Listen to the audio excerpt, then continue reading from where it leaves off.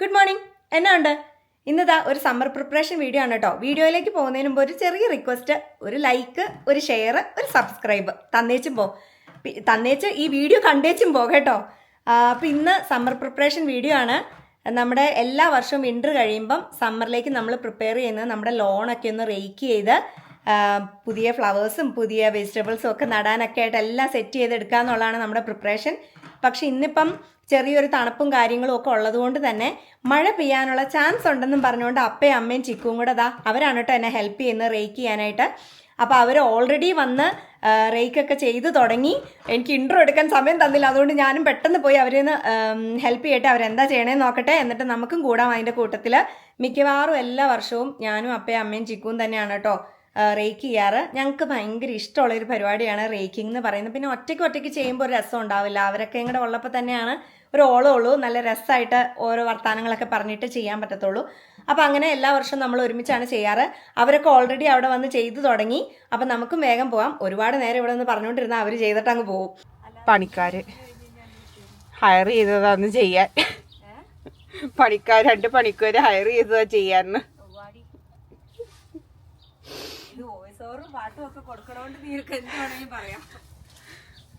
എല്ലാ വർഷവും സമ്മർ തീർന്ന് വിന്റർ തുടങ്ങുന്നതിന് തൊട്ട് മുൻപ് പുല്ലൊക്കെ വെട്ടി നല്ല ക്ലീൻ ആക്കി ഇട്ട് കഴിഞ്ഞാൽ ഇത്രയും ബുദ്ധിമുട്ടുണ്ടാവില്ല കേട്ടോ. ഇതിപ്പം വിന്റർ തുടങ്ങുന്നതിന് 2 ആഴ്ച മുന്നെയാണ് ഞാൻ പുല്ല് വെട്ടിയിട്ടത്. അതുകൊണ്ട് തന്നെ പുല്ലിന് കുറച്ച് നീളം വെച്ചിരുന്നു. അതുകൊണ്ടാണ് കേട്ടോ ഇത്രയും സമയം എടുക്കുന്നത്. പക്ഷെ ഫ്രണ്ട് യാർഡ് മാത്രമല്ലേ ഉള്ളൂ, അതൊരാശ്വാസം. പണ്ടൊക്കെ ബാക്ക് യാർഡും ഉണ്ടായിരുന്നു.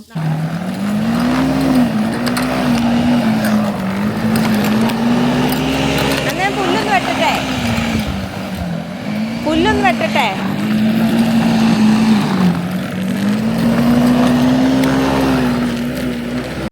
ഈ കാണുന്നതാണ് കേട്ടോ കഥയിലെ നായകൻ. ഇവനില്ലായിരുന്നെങ്കിൽ പണി നല്ല ബുദ്ധിമുട്ടായേനെ. ഇതിപ്പോൾ അങ്ങോട്ടും ഇങ്ങോട്ടും ഒന്ന് ഓടിക്കുമ്പോഴത്തേക്കും പുല്ലിനെയൊക്കെ ഒന്ന് ഇളക്കി മറിച്ചിടുകയാണ് കേട്ടോ. പിന്നെ നമ്മുടെ റേക്കിങ്ങിന്റെ കോലും വെച്ച് നന്നായിട്ടൊന്ന് റേക്ക് ചെയ്ത് എടുത്തു കഴിഞ്ഞാൽ എളുപ്പം ഇങ്ങ് പുല്ല് പോരുകയും ചെയ്യും. പഴയ പുല്ലിനെയൊക്കെ നീക്കം ചെയ്താൽ പുതിയ പുല്ല് നന്നായി മുളച്ച് വരികയും ചെയ്യും. ചിക്കു ഈ ചെയ്യുന്നത് പോലെ. ചിക്കു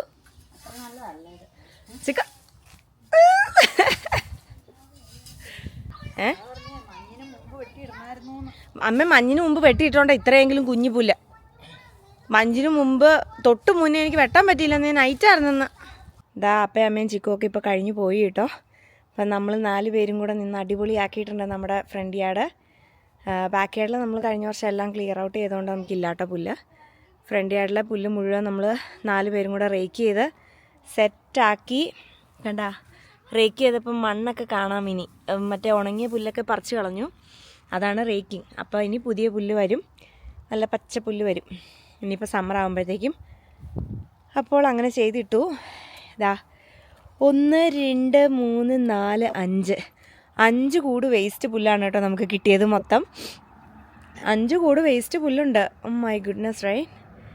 ബാക്ക് യാർഡും കൂടെ ഉണ്ടായിരുന്ന സമയത്ത് 10-12 കൂടുണ്ടായിരുന്നു നമുക്ക്.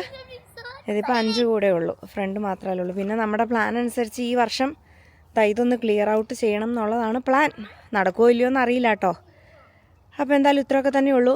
ആ സമയം കൊണ്ട് പിള്ളേർ ഇവിടെ കുറച്ച് ബൈക്ക് റൈഡിങ്ങും കാര്യങ്ങളും ഒക്കെ ആയിട്ട് അവർ എൻജോയ് ചെയ്തുകൊണ്ടിരിക്കുക. നല്ല തണുപ്പുള്ള ദിവസം ഇന്ന്, അതുകൊണ്ടാണ് ജാക്കറ്റൊക്കെ ഇട്ടിരിക്കണേ. കൈയൊക്കെ മറിക്കണം. ഓക്കെ, അപ്പോൾ അത്രേ ഉള്ളൂ. ലെറ്റ്സ് ഗോ ഇൻസൈഡ് അല്ലേ? Let's go inside. Yes yes yes yes. Back yard ഇപ്പോഴല്ല, ഇനി ഈവനിങ്. എൻ്റെ കൈയൊക്കെ മറിച്ചു, ഇനി എനിക്ക് പുറത്ത് വെക്കാൻ പറ്റില്ല. മണിക്കൂറൊന്നായി അമ്മ പുറത്ത് നിന്ന് പണിയെടുക്കണം. ഇനി അമ്മ പോയി ഇരിക്കട്ടെ കുറച്ച് നേരം. IDK എന്തുവാടാ? യോട്ട്. ഇനിയിപ്പോൾ നമുക്ക് വോട്ട് ചെയ്യാൻ പോകണം. ഇന്ന് വോട്ടിങ്ങിൻ്റെ ഡേ ആണ് നമ്മുടെ ഇവിടെ. സിറ്റിസൺസ് ആയതിനു ശേഷമുള്ള ഫസ്റ്റ് വോട്ടിംഗ് ആണ് കേട്ടോ ഞങ്ങളുടെ. അതിൻ്റെ സന്തോഷത്തിലാണ് ഞാൻ, എക്സൈറ്റ്മെൻറ്റിലാണ് ഞാൻ. പിന്നെന്തായാലും വോട്ടിങ്ങിന് പോകണം. അത്രയൊക്കെ ഉള്ളൂ. റോയ്സും ജോലിക്ക് പോയി. റോയ്സിനും കൂടെ വന്നു കഴിയുമ്പോൾ വൈകിട്ട് വോട്ടിങ്ങിന് പോകണം. അതേ ഉള്ളൂ.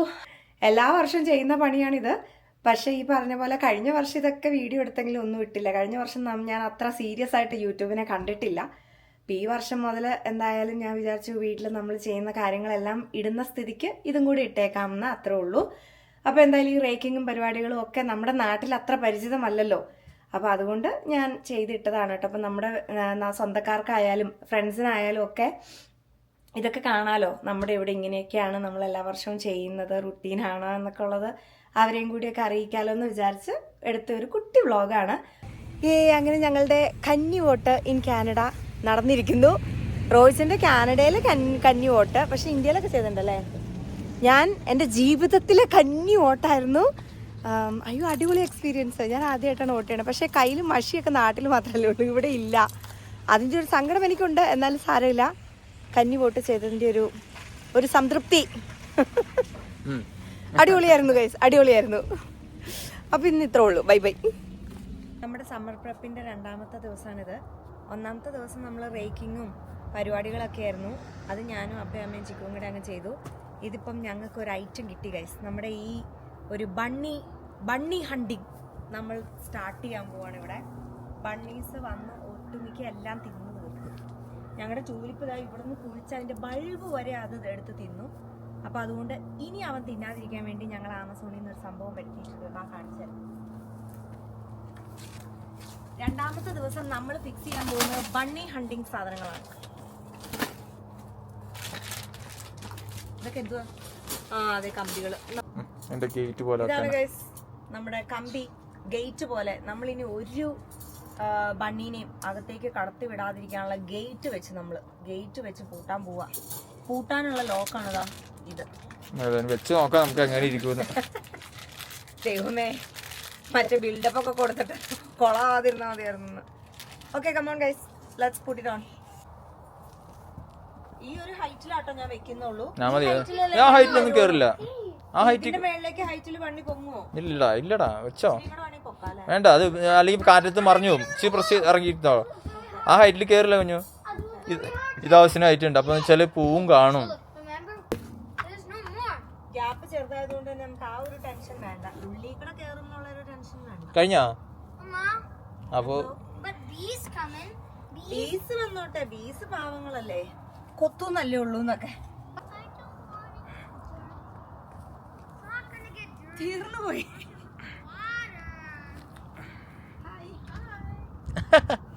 ഫൈനലി നമ്മൾ ഇതെല്ലാം വെച്ച് കഴിഞ്ഞു. ഇനി ഒരു 10 എണ്ണത്തിന്റെ കുറവും കൂടെ ഉണ്ട്. ആ 10 എണ്ണം നമ്മൾ നികത്തും അല്ലേ? അല്ലെങ്കിൽ പിന്നെ ബണ്ണി കേറുന്ന ഒരു ഏരിയ നമ്മൾ ഫുള്ളി കംപ്ലീറ്റ് ചെയ്തിട്ടുണ്ട്. ബണ്ണി ആ ഒരു ഏരിയ കൂടെയാണ് മൊത്തം കയറാറ്. അതെന്തായാലും നമ്മള് ഫുള്ളി ബ്ലോക്ക് ചെയ്തിട്ടുണ്ട്. ലോക്ക് ചെയ്യാൻ പോണ കേട്ടോ. നമ്മുടെ ലോക്കർ വെച്ചിട്ട് എസ് ഷേപ്പ് ലോക്കർ, അടിപൊളി. ഓക്കെ, ഇങ്ങനെ ആദ്യം ഒരു കമ്പിയിൽ ഇട്ടിട്ട് മറ്റേ കമ്പിയിലേക്ക് വളച്ച് വെക്കണം. അടിപൊളി.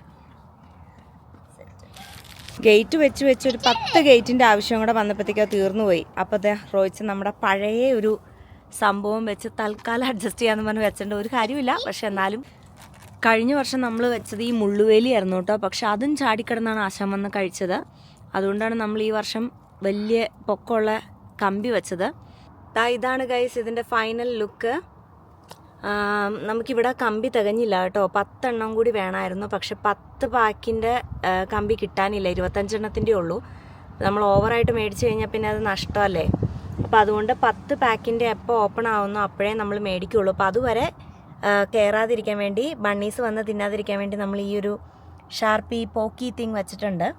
2 നിരയായിട്ട് വെച്ചു. അപ്പോൾ ഇച്ചിരി ഹൈറ്റ് കിട്ടുമല്ലോ. അപ്പോൾ അതുങ്ങൾ വന്ന് കഴിക്കില്ലല്ലോ എന്ന് ഓർത്തിട്ട്. അപ്പോൾ എന്തായാലും ഇതാണ് നമ്മുടെ ഇതിൻ്റെ ഫൈനൽ ലുക്ക്.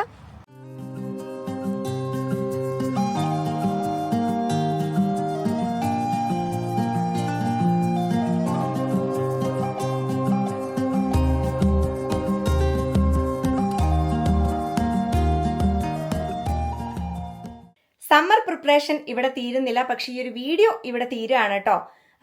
എല്ലാ വർഷവും വിൻ്റർ കഴിഞ്ഞ് സ്പ്രിങ്ങിൻ്റെ സമയത്ത് നമ്മൾ റേക്ക് ചെയ്ത് ലോണൊക്കെ സെറ്റാക്കി കൊടുക്കും. പുതിയ പുല്ല് മുളച്ച് നല്ല ഗ്രീനിഷ് ആവാൻ വേണ്ടിയിട്ട്. എക്സ്ട്രാ നമ്മൾ ചെയ്ത ഒരു കാര്യം ടൂലിപ്പിനെ സംരക്ഷിച്ചു എന്നുള്ളതാണ് കേട്ടോ. ബണ്ണീസിൽ നിന്ന് ഗേറ്റ് ഒക്കെ സെറ്റ് ചെയ്ത് കൊടുത്തു. അപ്പോൾ ഇതെല്ലാമാണ് നമ്മളുടെ ഫസ്റ്റ് പ്രിപ്പറേഷൻ എന്ന് പറയുന്നത് നമ്മുടെ ഗാർഡനിൽ. അപ്പോൾ ഇനിയിപ്പോൾ വരുന്ന ആളുകളിൽ, അതായത് മദേഴ്സ് ഡേക്ക് ശേഷമാണ് ഇനി നമ്മൾ ഫ്ലവേഴ്സ് ഗാർഡനും വെജിറ്റബിൾ ഗാർഡനും ഒക്കെ സെറ്റ് ചെയ്യാൻ പോകുന്നത്. അതൊക്കെ ഇനി വരും വീഡിയോകൾ കാണാം. കാരണം ഇവിടെ മദേഴ്സ് ഡേ വരെ എപ്പോൾ വേണമെങ്കിലും തണുപ്പ് വരാം, സ്നോ വരാം എന്നൊക്കെ ഉള്ളൊരു മിത്തുണ്ട്. അപ്പോൾ അതുകൊണ്ട് നമ്മൾ അത് കഴിഞ്ഞിട്ടാണ് എല്ലാം സെറ്റ് ചെയ്യത്തുള്ളൂ. അപ്പോൾ ഇനി വരും നാളുകളിൽ വരുന്ന പ്രിപ്പറേഷൻസും കാര്യങ്ങളും ഒക്കെ ആയിട്ട് നമുക്ക് കാണാം. അടിപൊളി വീഡിയോസ് ആയിരിക്കും ഇനി വരാൻ പോകുന്നത്. അപ്പോൾ എന്തായാലും ഈ ഒരു വീഡിയോ എല്ലാവർക്കും ഇഷ്ടപ്പെട്ടു എന്ന് വിശ്വസിക്കുന്നു. ഇഷ്ടപ്പെട്ടുവെങ്കിൽ like, share, subscribe. Thank you so much for watching. God bless you all.